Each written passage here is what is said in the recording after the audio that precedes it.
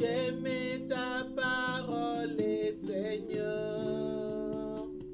Elle est la vérité sur mon sentier. Pareil, je vais me laisser guider et faire ta volonté sans murmurer, en espérant dans ta bonté.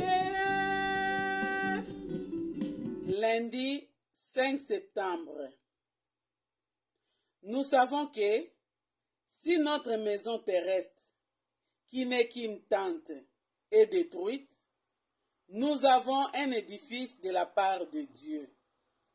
Une maison qui n'est pas faite de mains, éternelle dans les cieux. 2 Corinthiens 5, verset 1. Maison.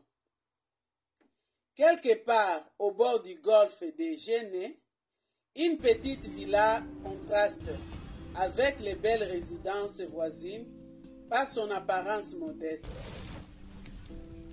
Si vous vous approchez, vous pourrez lire au-dessus du portail la devise suivante. Morituro satis.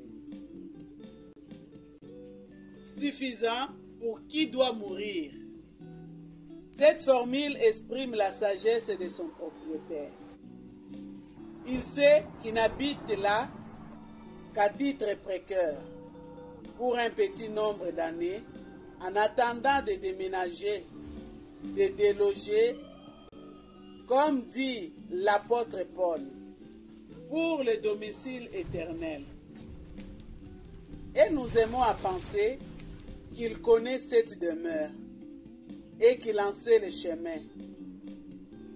Les voisins de cet homme, par contre, et la plupart de nos contemporains, se comportent comme s'ils devaient vivre toujours, bien que les avis mortuaires de leur journal les leur rappellent tous les matins.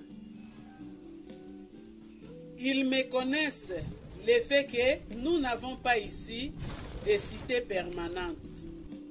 Et, si prudents pour assurer leur avenir terrestre, ils sont d'une inconcevable négligence à ce qui concerne l'au-delà de la mort, leur demeure définitive. Assurer son logement et celui des siens fait partie des dispositions que doit prendre tout chef de famille. Mais il est autrement important de se préoccuper dès maintenant du domicile céleste. La Bible nous apprend que seuls les enfants de Dieu auront le droit d'habiter la maison de Dieu. Cette maison du Père dont parle Jésus et qui est assez vaste pour contenir toute sa famille. Pas de prix d'achat, pas de loyer, pas de frais d'entretien. Tout est assuré par le Père, dont c'est la maison.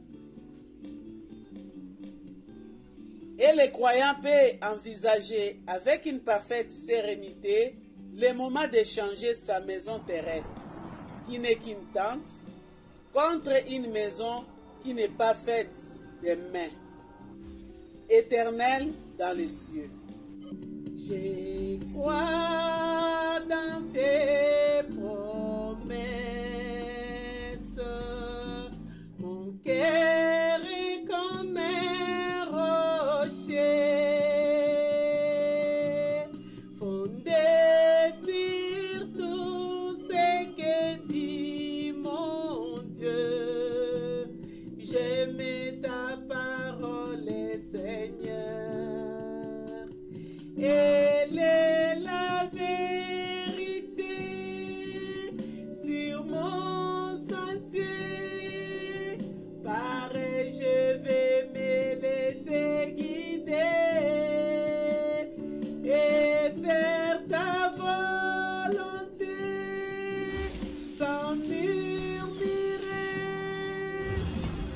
Esprit